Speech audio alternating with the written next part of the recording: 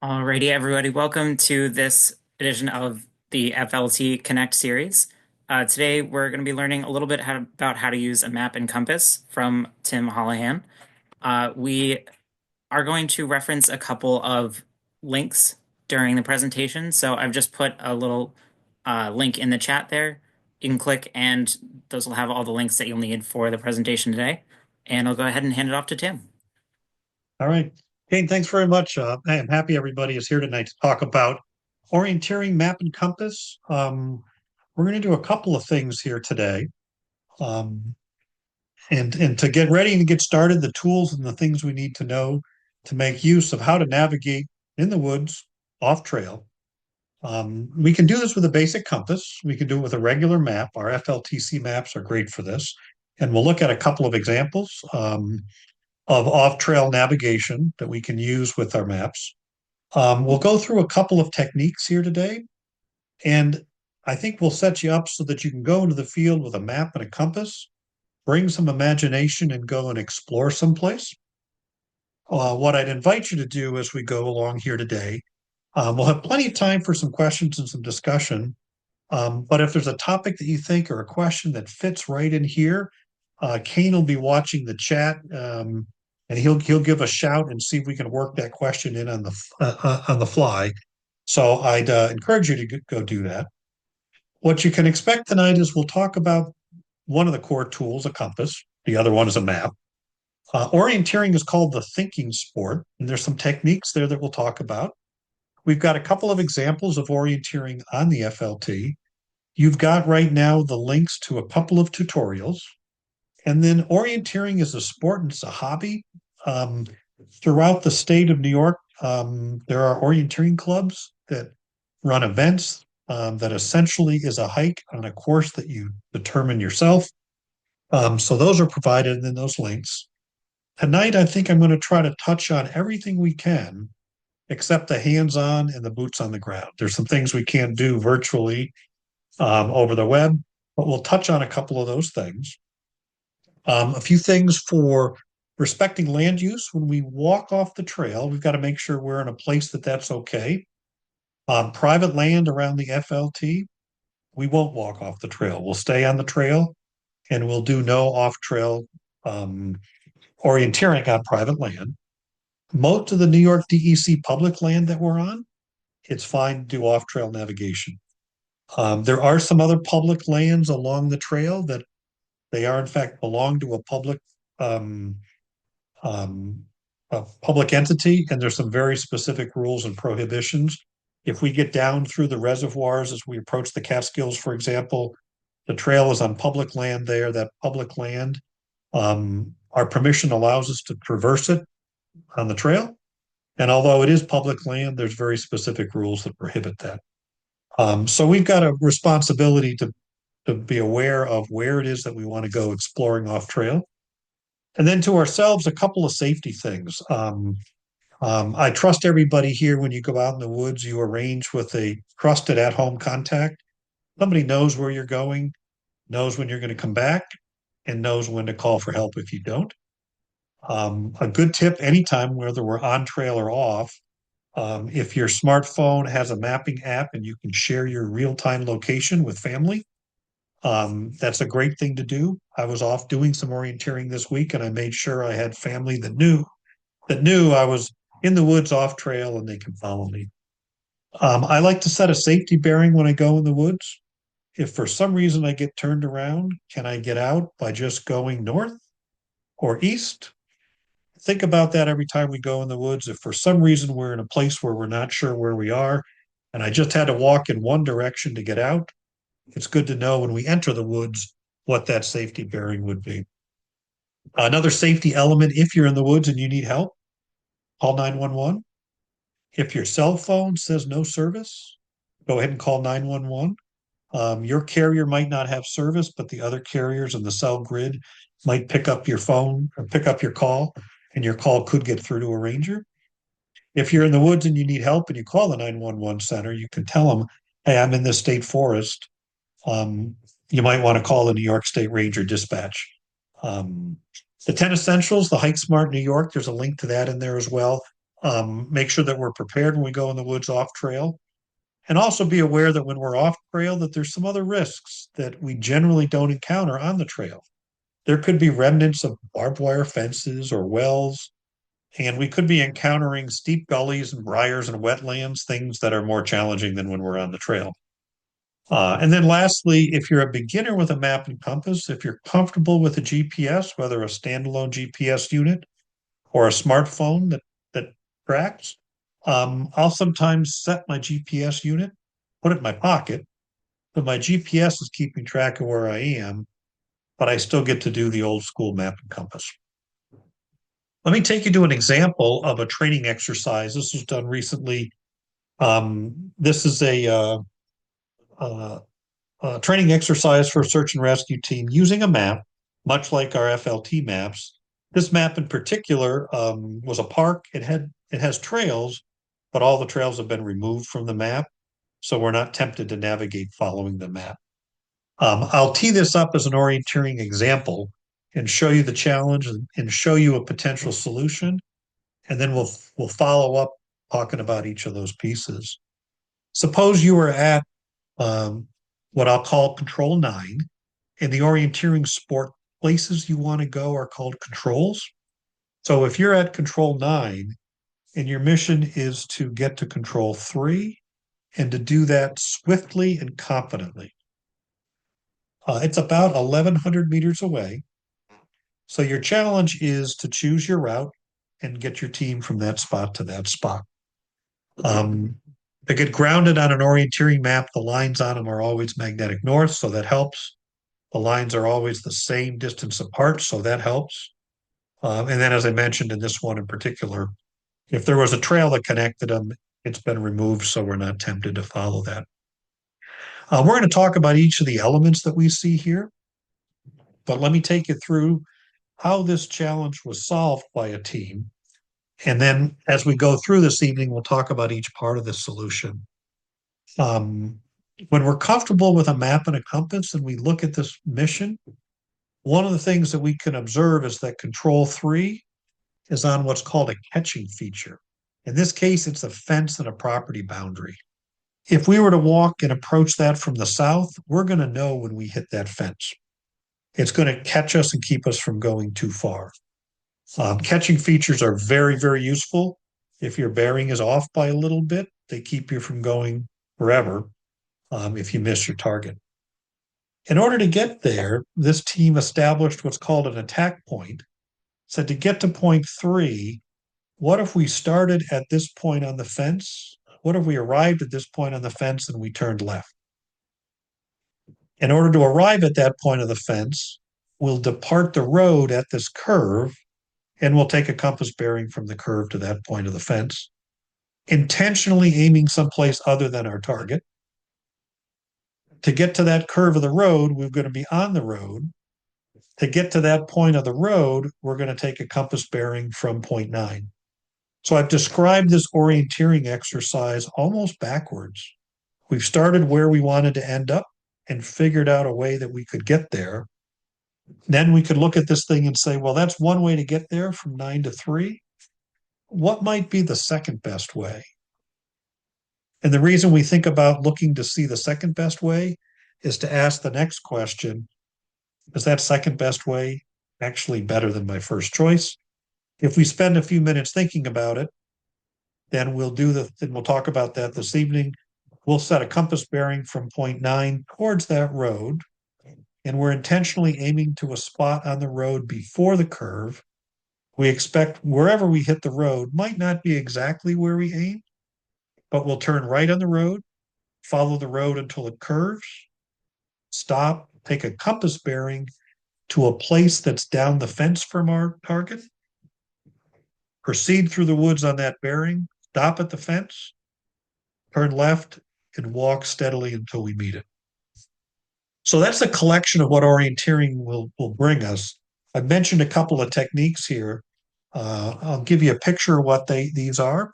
We're going to talk about these a few times as we go on today and actually come back to this. Orienteering is called the thinking sport. Some people do it on a full run as fast as they can through the woods.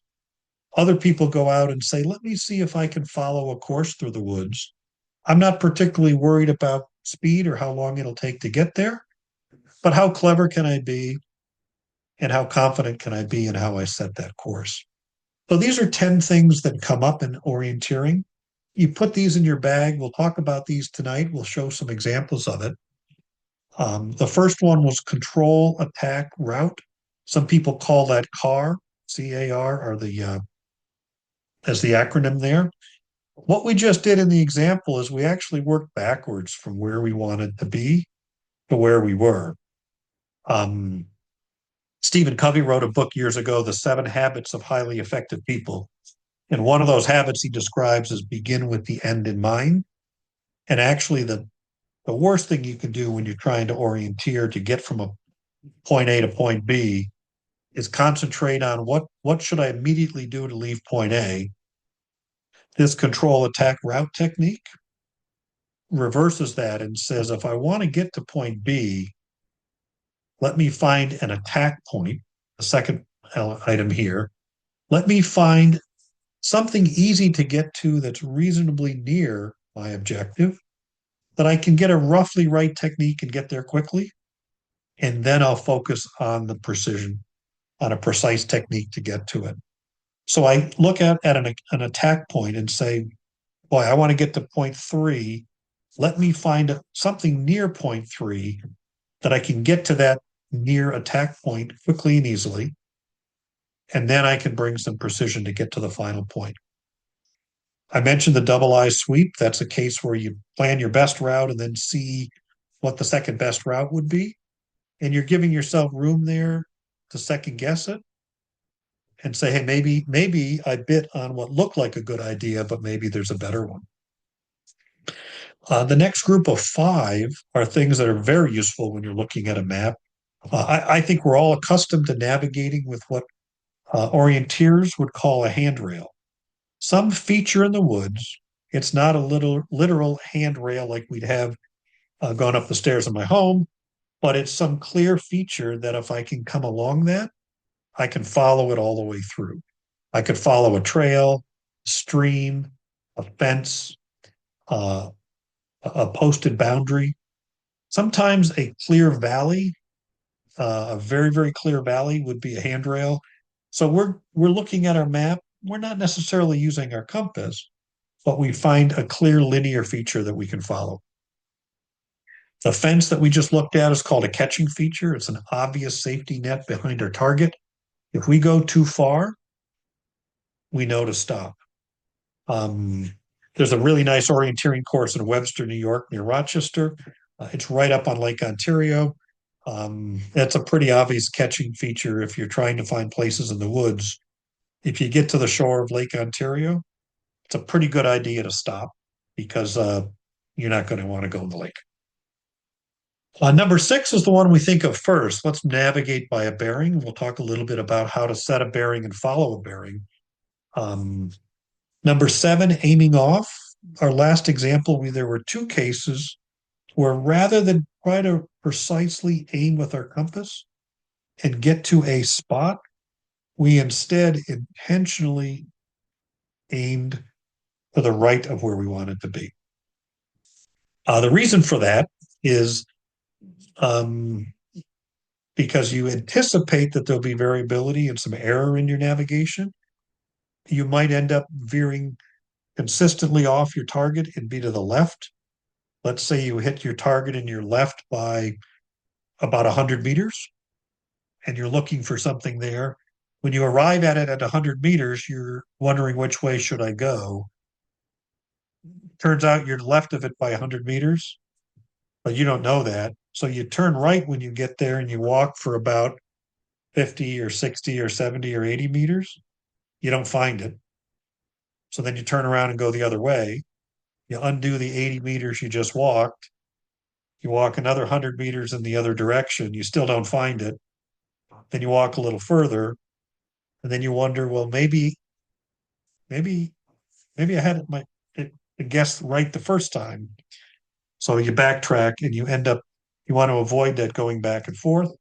So by aiming off, you intentionally create error. You intentionally put yourself on a linear feature so that when you arrive at it, you're pretty confident that because I aim too far to the right, when I get there, I'm going to always turn left. And although that's a little more distance than the straight line, the certainty of being able to move quickly and not have to go back and forth is worth it to you.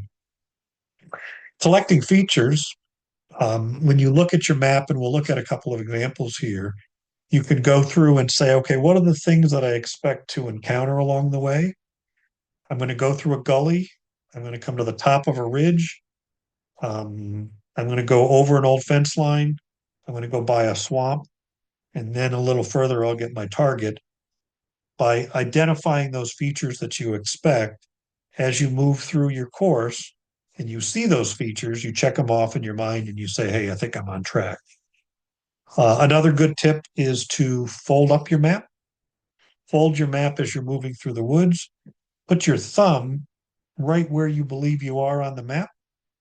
Turn the map so that your thumb is pointing in the direction you're traveling. And every time you move through the woods and you arrive at a different place, you move your thumb forward a little bit and you turn the map if you have to. That helps out. So when your eyes go down from the woods down to the map, you don't have to look at the map and say, I wonder where I am on the map. I'm pretty close to where my thumb was. Do I need to adjust my thumb?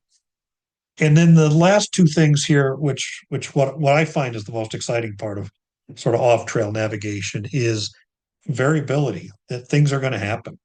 No matter how skilled you are, how practiced you are, how diligent you are, errors are going to happen. People naturally have a left or a right bias. As you navigate through the woods, the course you want to walk on is going to have trees right square in front of you. Do you walk around it to the left or do you walk around it to the right? I don't know. If you had to walk around 20 trees, are you going to walk around 10 of them to the left, 10 of them to the right? Or do you have a bias? Are you going to have a bias and you might not even realize it, but 15 times out of 20, you're going to the right. 5 times you're going to the left. When that happens, you begin to move off course and you'll begin to veer to the right. If you're going uphill versus downhill, when you're orienteering uphill, you don't get to see as far. Your line of sight to pick the next point to go when your head is looking up is limited. When you're going downhill, you can look further. You can pick a point in the distance that's further when you're going downhill. How alert or distracted are you at the moment? That makes a difference. And if you're in the woods with a group, are you in the role of a leader at the moment or are you following? If there's two of you or three of you and you each take in turns leading the navigation, do you each do things a little bit differently? And then certainly you want to expect surprises. Um, things are going to be different. The map is going to tell you a lot, but it's not going to tell you everything. And then there's just some wonderful mind games that you can play to yourself. An optimistic mind can't help but look for patterns. And sometimes you'll force fit the facts to what you expect to see. I think I'm in the right place. You might not be in the right place, but your mind is going to try very hard to say that could be the stream, that could be the gully, right? That could be the fence line that I expect. Let me give you an example of uh, navigating in the FLT. Supposing you were on the Bristol branch, you were in High Tor Wildlife Management Area, and you wanted to go from access point 5A to the Howard By Memorial Bench, or you wanted to go to the high point. You certainly could take the trails and go through there, but here's an example where we can use our map and compass and orienteering, and we can explore from where we are to that bench. I'll jump ahead a little bit and say, here's that story. This is a story this week. It turns out it's a 400-foot climb, so it's uphill navigation. And I'll tell you, as I walked and orienteered this, I had a partner with me in the woods. Nathan Hayes, our executive director, was with me. Partway through, we paused at the shore of a pond. Nathan lives right down the road from High Tor. And I told him I was going to quote him. I've never seen this little pond before. It's too small to show up on our map. It doesn't show up on the DEC maps, but there was this neat little pond that we observed partway up. And then a little while later, we had to fight through a tough thicket. And then there'd been some logging, so there were some muddy skidder tracks that we worked through. Then we bumped into some treetops where we couldn't quite see through. And then we got close to our target. I talked about the aiming off technique, at which point we concluded, oops, we really should have used that aimed off technique. We approached our destination. It's a spot, a pond on a road. We got to that destination and we asked the question, should we turn left to get to it or should we turn right?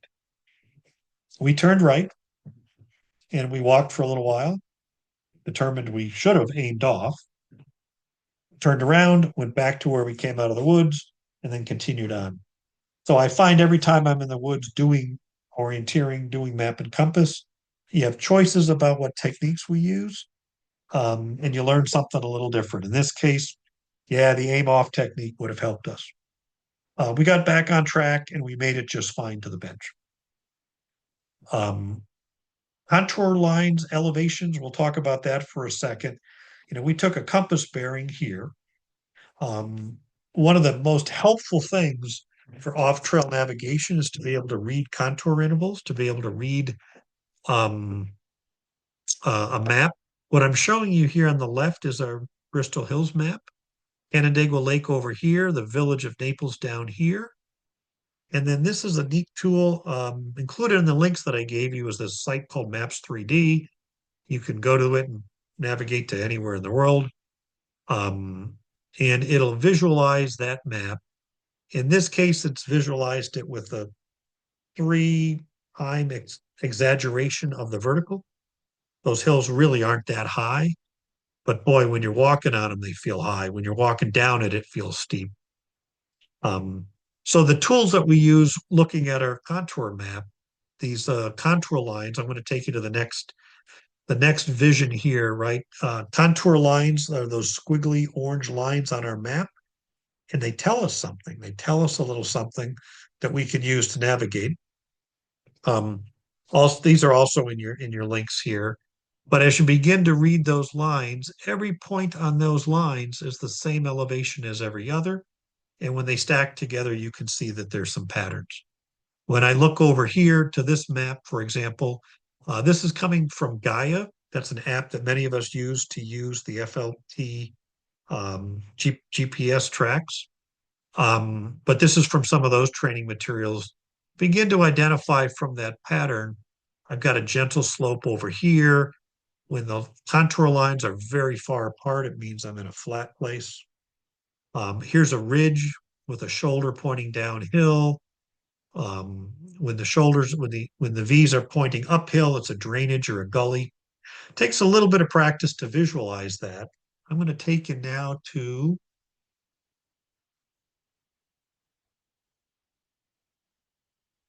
a little video depiction here.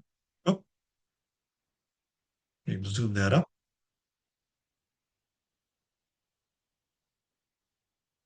So as we watch this is a professor at Geneseo that's showing an app, and he's moving sand, and he just made a hill, and then this app projects with a projector to show what the contour lines could look like. So now there's no more hill, there's a valley, and he's created a view to say, okay, that's what a valley looks like. These are what wetlands look like. I'm going to dip a little further to the end here, and we'll see a few students that are visualizing this. Now, we can't move the land around when we're in the field, but what we're seeing here is the sense of what do various shapes look like? Here's a collection of lakes and hills and valleys. If you look at how those lines are drawn and the pattern of those lines, we can begin to get a sense of what the hills look like.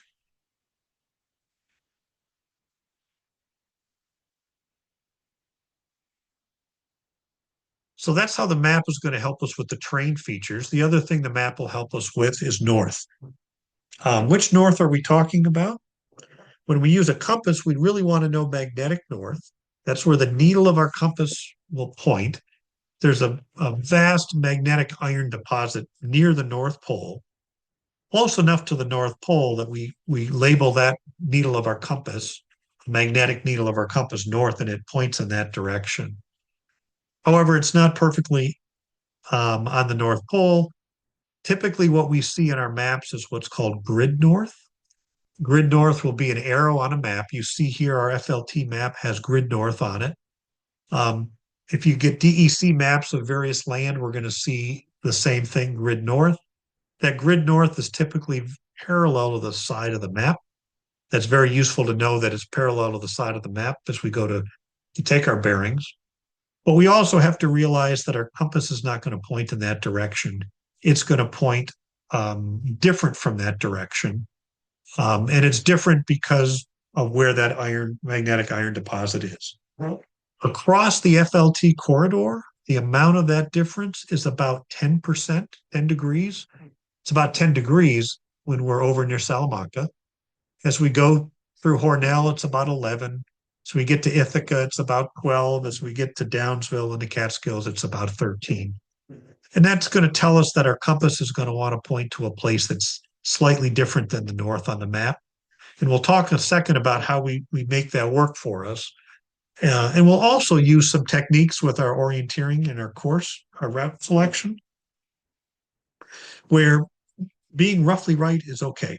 So while the compass does not point directly to north, we're going to make sure that we're headed in the right direction and a reasonable direction on a course using all of the terrain features available. I'll take you here to another element. This is the part that I'd really like to do one-on-one when we're standing in the woods someplace, but we're going to talk about how we take a bearing from a compass. There's a video here that I've linked, and I'd encourage you, it takes about a minute to go do it. Be a really good one for you to try with a map and your own compass. Play that video for a minute, play it back and forth a couple of times. But here's what we're going to do with our compass. We're going to do three things. We're going to lay the compass down on the map from the point that we're at, A, to the point B we want to go to. This is our direction of travel. We want to go from A to B. And then if we set that down, second thing we're going to do, there's a red part of our compass. We call it the shed. It's not the needle that swings around, but it's got an outline slightly bigger than the needle. We're going to call that the shed. We're going to turn the dial of our compass until that shed is pointing towards magnetic north. If we were back on this map right here, we would turn it to where it's about 10 degrees to the left of the north arrow, or about 10 degrees to the left of the side of the map. Alternatively, we would turn it to match this side of the map and then add 10 degrees to it. When we do that, we've now set up this proposition. If the shed were to be pointed to magnetic north, then I would follow this direction of travel arrow. And the crux of map and compass here, this is the map work. What the map told us, ignoring the magnetic needle of the compass for a moment, was nothing more than that. If only the shed were pointed to magnetic north, then I would follow this direction of travel arrow. At which point I will put my map to the side. I'll raise the compass in my hand, put it in front of me, turn my feet, turn my body, following that magnetic needle until that magnetic needle lands in the shed. A good way to remind this of ourselves, we like to say, put red Fred, that's the needle, the magnetic needle, put red Fred in the shed. When we do that, we'll follow our direction of travel arrow and then we'll know which way to go. I'll take you back for just a second to what we did when we were looking at the map. When we were looking at the map, we said if the shed were to be pointed to magnetic north, then I'd follow this arrow. As soon as we now pay attention, not to the map anymore, but to the magnetic needle, and we turn ourselves until that magnetic needle is in the shed. Now we look at this and we'd say, aha, the shed is pointed to magnetic north. It's pointed to the same place the magnetic needle is.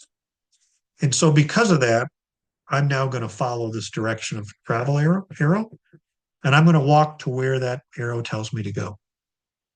This is the part that requires the most practice, the most repetition. Um, so I'd encourage you to give that a try, experiment with that. But will everything else we're wrapping around this is going to set us up so that if we're in a pretty good direction, we're pretty close to the right direction, we're going to be okay. Now let Hey me Tim. show you. Okay. Yes, We yes, actually Kate. have a couple questions in the chat. The first one Mhm. is from Amy, who asks if you have a brand of compass that you recommend. And I'd maybe even expand that to even just like a type of compass, like what kind of setup you need for a compass for this method.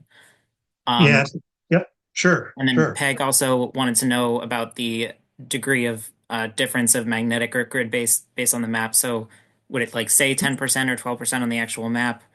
Or is that something you just have to know and account for? Gotcha, gotcha. Um, I'll take the question sort of in reverse order. Some maps will show that it's actually something that changes over time. Um, so some maps, the DEC maps typically don't show it. Our FLT maps show just grid north. So it's something that you need to know. Some maps will have uh, a legend on them that looks a little bit like this one on the right. Some do and some don't. For the most part here, this 10 to 13% range gets us across the state. Be really, really careful if you get to the Midwest and start going further west in the US. This difference between grid north and magnetic north flip when it goes the other way around. So it's something it's easy enough to go look up. I'm afraid I didn't put a link in there. And then to be honest, it changes over time. If you were to go find a map from 40 or 50 years ago, that magnetic deposit is moving. They don't move week to week or year to year, but they move a little bit. As for the choice of compass, um, I want to just come back to this slide right here. This one right here, this is a Silva brand compass. Boy, I've got the brand I use is slightly different, but what I would recommend is a simple compass that looks as much like the one you see in the right as possibly. Anything more sophisticated than that is more than we need. We don't need any fancy. Some of them will have mirrors and sights, but this is sufficient. As long as we have a straight line, a direction of travel arrow, we can turn this and we have a red shed and an arrow, we're good to go. Um, the folks that orienteer competitively use actually a very, very small compass if you look at how tiny theirs are. So you can get by with a pretty basic compass. Um, so I would encourage the simple compass there. So yeah, thank you for those questions, Kane. Keep those coming as we go here. So now let's suppose we've done some work. We've decided that we want to walk in a heading of 60 degrees from where we are. We've set our compass to do that. I'm standing at this point right now, and my compass tells me walk 60 degrees. Here's why the absolute precision becomes challenged. We've got to make sure we walk in a reasonable direction, stay pretty close to that. But as soon as we step forward, we realize now I got a challenge. The point that I need to get to 60 degrees away is right about where my cursor's moving here. Um, it's a double trunk ash tree that's pretty distinct. That's the farthest thing away I can see that's and identify it's on my line. But I got two gullies and two streams between here and there. Um, so my solution, I'm gonna go pick that tree, but I'm not gonna walk on a 60-degree bearing to get to that tree. I'm gonna go back to the trail, follow the trail down to the creek. This is the Bully Hill lean-to, by the way, on map 9. I'm going to follow it down to the creek, and then I'm going to follow the creek, just one of the creeks, till I get close to the tree I want, and then I'm going to climb out. I'm not going to do the up and over the top in order to get there. That following the bearing that I described there, the way we'd work to do that is look as far ahead as we can for a landmark that's lined up with the direction of travel we want to go in, and then I'm going to walk to it. It sounds pretty simple. Look at this picture right here. This was one of my landmarks. When I looked ahead through an area that had been logged, I saw one tree at a 45-degree angle to the ground with red paint on it. I think this was the boundary of the loggers' work area. That was really easy. I had 80 meters through the woods. I could see it. There's only one tree that looks like that, and off I go. What do I do up here? I'm looking ahead. I'm on my bearing. When I begin to look at those trees, I think I needed to be somewhere in here. Every one of those trees looked like every other. So I couldn't go very far. I picked this one in here and I said, okay, I'm going to go to that one. And when I get to that one, I'm going to take another bearing and go further. Um, this picture in the lower right is from that orienteering up into high tor. We want to be on a bearing that puts us up here someplace, but then there's a long, long line of treetops. We can't stay on our bearing. We've got to go, pardon me, we've got to go around it. And that's what makes it interesting. We know the path we want to be, and we'll pick a couple of techniques and we'll work our way through it as best we can. We'll see some challenges along the way. We'll encounter some things we haven't seen. So I'll take you to a second FLT example. This was yesterday. It was such a great day yesterday to get out. So I got into the Bully Hill State Forest on map 9.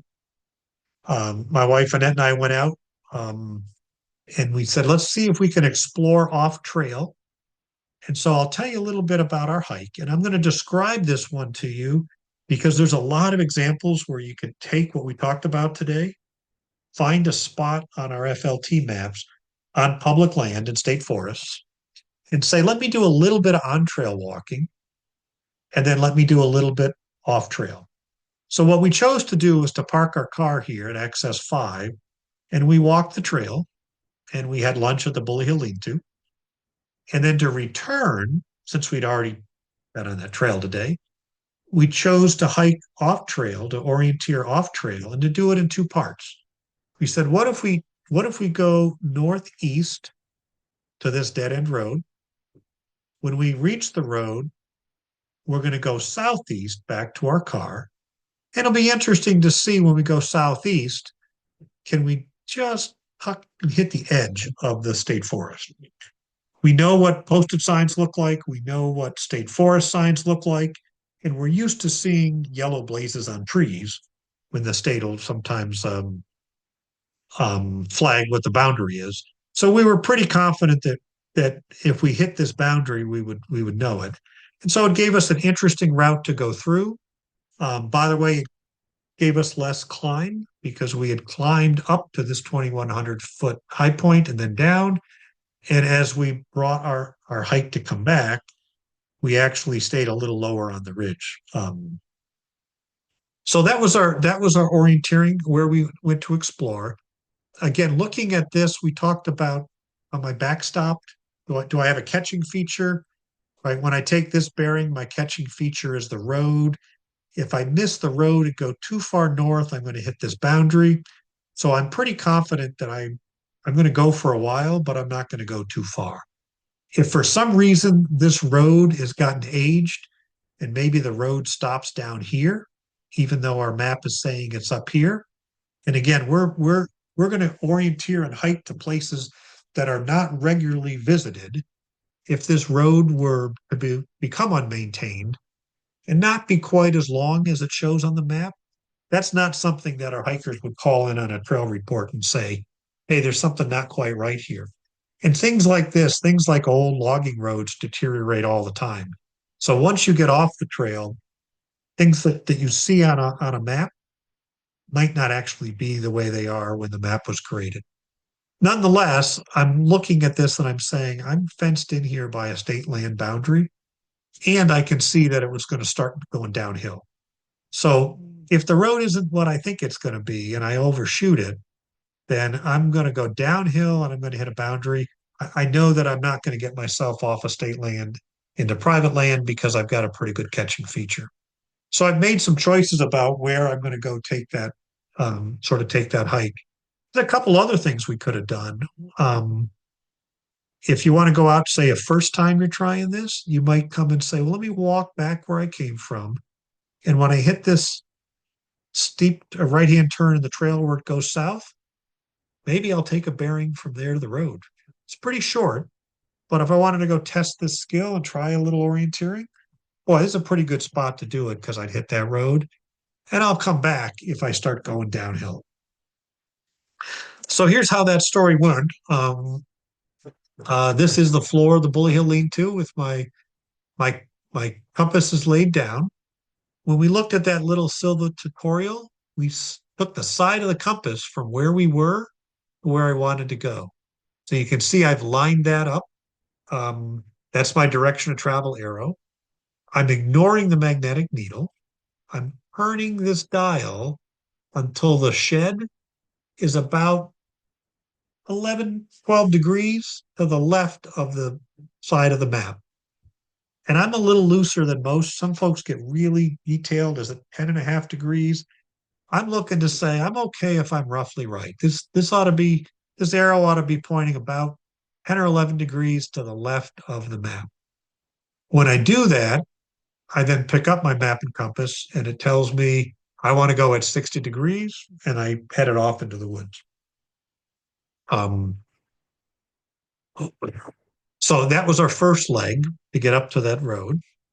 When we're on the road, we made a different choice. So now up here, you can see if you look really carefully is the edge of that road that I'm on. And I'd like to take a route that goes from the edge of the road, just catches the corner of the state land and gets me back to the car. So I'm doing the same thing and I'm dialing this red shed. So it's about 10 degrees past the edge of the map. So those are my two compass bearings as we work our way through. Here's how the journey fell. I had in my pocket my GPS. I was not using it to navigate, but I was using it to record the route. And this was our hike from the car up the hill and then down to the lean-to. And then the orienteering is almost a mirror image. Of course, we didn't follow up this ridge. We took this other way around. So we didn't get quite as high. I wish I'd thought of it as I was crossing those two gullies and streets to stop on my GPS and drop a pin every time I took a new bearing. I didn't think of it until I was partway up the hill, at which point it occurred to me, well, in order to sort of demonstrate how this goes, I'm just going to, every time I take a bearing and walk forward, I'm going to make a note that I'm taking a bearing. And you can see on the left, this is what my GPS told me afterwards. Hey, this is the route you followed. And I didn't follow a straight line, did I? And I'm trying to follow 60 degrees, but it looked like I went a little bit too far east, and then I turned a little further north. But the errors tended to offset a little bit to the right, a little bit to the left. Some of these bearings were close together, some of them were longer, and I got to a pretty good spot on the road. I got to a spot on the road further down than I'd aimed for, but I'm okay. I knew that I would rather be south on the road than north on the road. Then I turned on the road. We wandered off into the woods to go see a really nice view, and then came back, took a new bearing, worked our way down through the woods. Every time I took a new bearing, I dropped a note. And then when I got to about this point, I got tired of stopping and dropping a pin every time I took a bearing. So I said, you know what? From now on, I'm not going to drop a pin, but every time I hit a tree, I'm going to bias myself to the right. Instead of trying to be 50-50 when I get an obstacle, I'm always just going to go to the right. And I did that because I would rather end up over to the west than end up further to the east and have to come down. So I just picked a consistent bias, and then I began to move quickly and move faster, began to take a little bit more chances, less precise, but I'm comfortable in doing so. And then after a while, it got muddy and I ran into an old lane. This lane is not on the map, but I followed it for a little while and then it went away. And then boom, we bumped into an old logging road, much, much older than the road that was on the map. And we got to that point, we decided, boy, it's been a long day. It's been 3.5 miles. We're ready to get back. We could either continue to take a compass bearing, which would have brought us out here somewhere. What we chose to do at that point was, you know what, this old logging road seems to be going due south. I don't mind bearing to the right. We're done with map and compass. We're just going to explore that logging road, and it brought us back. It brought us back to the trail and brought us back to our car. So with that, two examples here. These 10 techniques of the thinking sport. I appreciate that our chat tonight isn't enough to really capture those. But when we think about map and compass, we often go to the number 6, just navigate by a bearing. But there's an awful lot of other interesting things we can explore and do. A lot of other techniques. The more we use these other techniques, turns out we don't have to be that precise with our bearing. We just got to get in a reasonable direction to go forward. A good place to practice a map and compass in a controlled place would be to go to an orienteering meet. I'll show you in a minute. There's orienteering clubs all over New York, but there's a meet. Some people go to think. It's the thinking sport. Some people go to run. It's essentially a scavenger hunt to find controls. The controls on an orienteering meet will be orange and white flags, typically nylon flags with a couple of coded numbers hanging on them. That somebody has put them out in the woods. They've marked where they are, and they've offered some clues, whether it's on a stream or a trail junction or an old fence. Could be on an old foundation. It could be on a lone tree. It could be on a hilltop, but they'll offer some clues. And the meet is essentially a scavenger hunt to go find those, And it's an exciting event. There's a bit of a buzz around it. There's scorekeeping. I typically go to find an interesting place to go in the woods. I generally don't go with a competitive edge in mind. Some of the meets, they outline the course, and your challenge is to get back in the least amount of time. Some meets, they don't tell you where to go, but instead tell you how many points each flag is worth, each control is worth, and they give you an hour to find as many places as you can and get back. This particular course that you see here is a permanent course set up in a county park. There's a tiny, tiny little fence post sticking in the woods with a number on it. If you weren't looking for it, you wouldn't find it. And that club sells these maps, and you can, at any time you want, go orienteer in that park and set your own course, choose your own route, choose your own time. So orienteering maps tend to be very visually rich, more so than a typical map that we would use day to day. They tend to put a lot more color and a lot more features on them.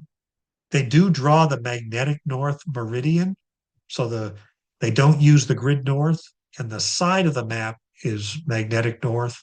They typically run those magnetic north lines all the way across the map, which does make it easier. The story about do I have to offset by 10 or 12 degrees goes away with that.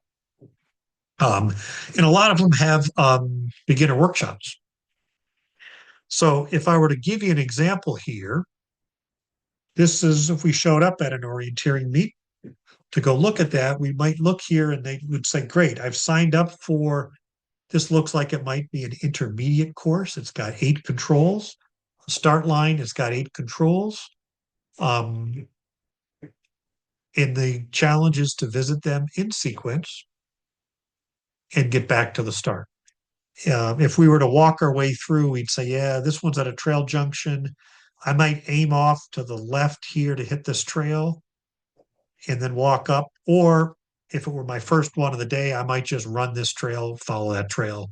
Something that we're all very accustomed to is just, I'm not going to take a map. I'm not going to take a compass bearing. I'm just going to follow the trail. To get to number 2, it's a hilltop. I might take a compass bearing here and aim to the right on this trail, turn left when I hit it, turn, turn at the junction, follow this trail with an eye to the left, saying, tell me when I see a hilltop. And when I see a hilltop that's about southwest of me, I'm going to go there. So I might almost try to get to that one without taking a compass bearing. To get to number three, which is a stream, and I can see here the streams are all flowing down. They're all flowing downhill and out. So to get to this one, I think I would run off the shoulder of this rise, heading due west till I hit the stream, turn left at the stream, follow the stream bed down, and then I'd be at this one. And then we could work our way through. If we were to set this out from one to the next, we would look at what are the features I use, how might I navigate to get from one to the other? And the intriguing part about this, whether we're doing it at an orienteering event or we're exploring state forest on our own, is that we really get to pick our own route to go from point to point as we go through. The orienteering clubs that are in New York, there's Buffalo, Rochester, Central New York, the North Country Orienteering Club. The Empire Orienteering Club is in the Albany Capital District, and you can see around us there are there's other orienteering clubs. Almost all of these clubs have their 2025 schedule published. They would be typically meets in county parks or state forests. Um, the cost is usually $5 or $10, very minimal to go there and do one.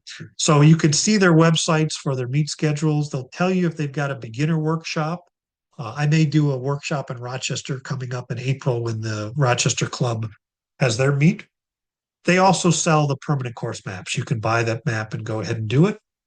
If you're really excited about it, you can do something called Rogaine, rugged outdoor group adventure involving navigation and endurance. Those are 6, 12, and 24-hour challenges. There's one coming up in late June. I think it's somewhere down in or near Both Whistle territory. I think the Central New York Orienteering Club is putting it on in a big chunk of state forest. And there's a 6, 12, and 24-hour. You can do as much of this as you want. I'll tell you, 6 hours is a full day of just taking your time following the course around. A couple other things teed up for you. This was the page shared in our links. So a couple of these tutorials, I appreciate that we're not standing shoulder to shoulder in the woods, twisting the compass around, but there's a couple of little demos in here to help us do that. So I'd encourage you to follow that. And then these are just some other tools and tutorials that I find really very helpful. So on that, I'd ask the group, Kane, want to see if we have any more questions, comments, or has anybody got a really good idea they want to share for where they're going to get out and get lost?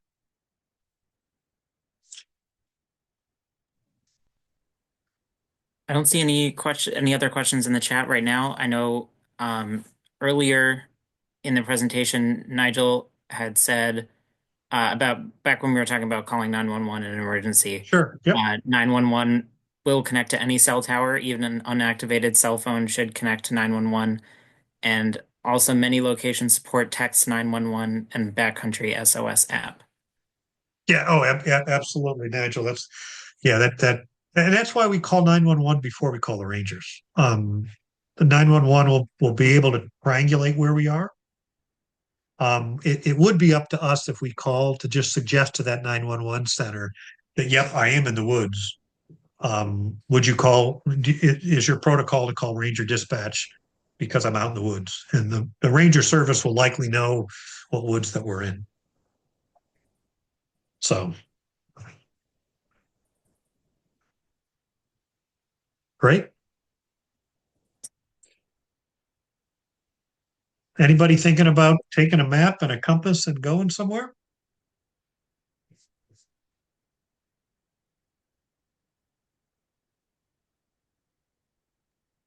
Tim, I have one basic question.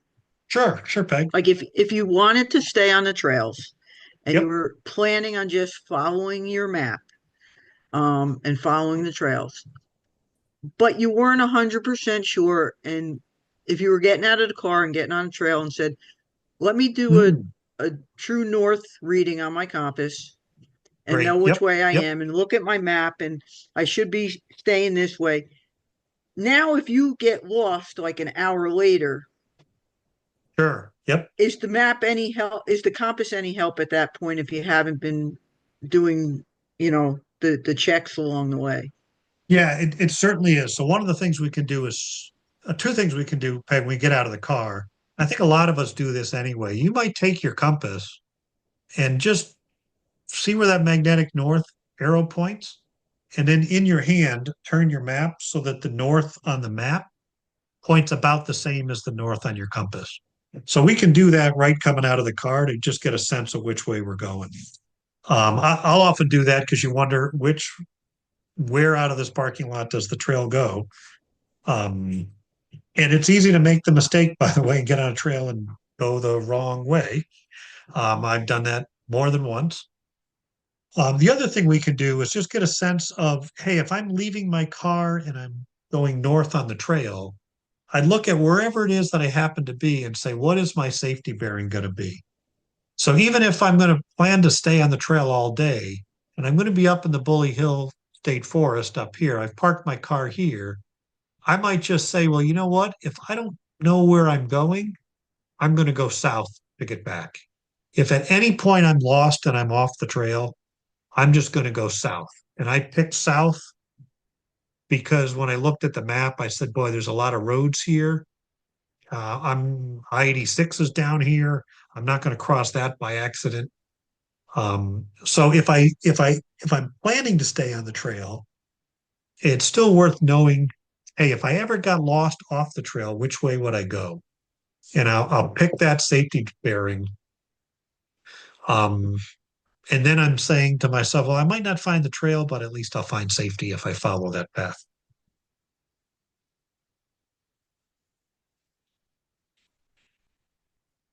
Thank you. Yep. Great. Looks like Kane, anything else? Anything else from the group? Yeah, we have a couple of comments in the Oh, chat. Mark says, great. when taking a bearing to an obvious feature, Tim used trees of a character or red paint. When those are not available, send your hiking buddy off on that bearing. Yeah, that's great. Usually, hopefully, somebody with a good sense of humor, and maybe a bright colored hat. But yeah, if you could send somebody to say, "Yep, I want you to go 100 meters forward," and then either call or signal to them. If they're not on the right bearing, if they're not on the correct bearing, then you would signal with your right hand to say, "I want you to go this way," and they've got to keep moving until they're in line, or you would signal with the left one where when they're in the right spot, you can tell them to stop, and then you can move to them. I say sometimes they need somebody with a sense of humor because you might be moving them left or right because you know where you want them to be, but they don't know. And Sue says, possibly an ideas to share to get out and go. Catskill peaks that require bushwhacking. Yeah, yeah, exactly. So in fact, when we look at this, um, if we're going to do a peak that requires bushwhacking, that's really where the contour map and the elevation and the route choice comes in. Because we might find that you choose to get there by a compass bearing, but you also might look carefully in at that map and say, what I might be able to do is go up this creek, up a gully. Maybe I'll climb up onto the shoulder or the ridge and follow that. So we might find that we can get there with compass bearings. We might find that we can get there by following features.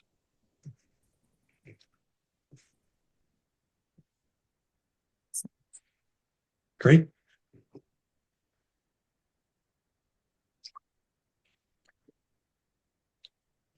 Anything else there, Kate? Not that I see. All right.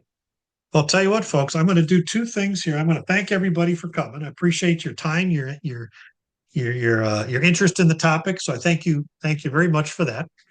I think we'll wrap our Orienteering FLT Connect. On our way out, what I might do is just invite you. You can either sign off right now. I got one piece that I thought I would share with the group. These are my 10 ways to enjoy the Finger Lakes Trail. So our orienteering presentation is wrapped. But if you're curious what those are in David Letterman fashion, number 10 is you could go be an end-to-ender and follow the main trail and follow all the branches. Number 9, you could do the cross county series. Registration's open for that right now. It's in Allegheny County. You can sign up for that and do it as a group.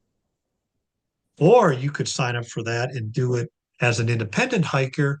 That's a really good fit if your personal and family calendar doesn't match the scheduled hike days. Number 7, a lot of hiking for fall weekend down near Swain.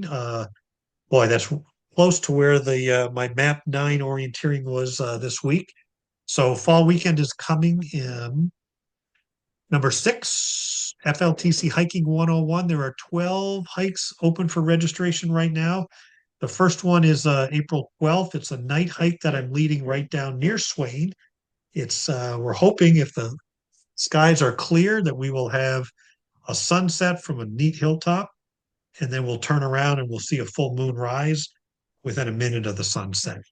But there's a dozen hikes ready to go with Hiking 101.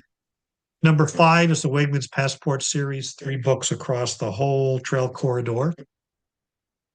You can order those books online. Boy, number 4, there's Challenges, a great partner of ours, Outside Chronicles. Their Western New York hiking challenge. They've consolidated the Finger Lakes region and the Western New York challenge all into one challenge. And it includes hikes on the FLT as well as other trails nearby. So that's a great way to get out and enjoy the FLT. Number 3, FLT 50 and 100 in the NCT 100. Registration for those are open. Kane is nodding his head. He'd be happy to see you jump in this year's FLT 50 and 100. Number 2, volunteer for trail work. And boy, every piece of trail work requires a hike. And we get to enjoy the trail while we're on it. We get to enjoy the trail while we're working on it. So number 2 way to enjoy the trail is to do trail work. And there's volunteer opportunities up right now that are looking for crew. And number 1, in the spirit of what we talked about, is to hike your own hike. Go ahead and take part in all these opportunities or go hike your own hike. And boy, I should have put this in our no, I did put this in our links. The links that you have here tonight has this slide on it. And you can get to all of these from our website, but if you wanted to put one of them top of mind, that's where to jump into all of those ways to enjoy the trail. So with that, hey, thanks everybody. Appreciate your time tonight. Thanks and enjoy the trail. Good night, everybody.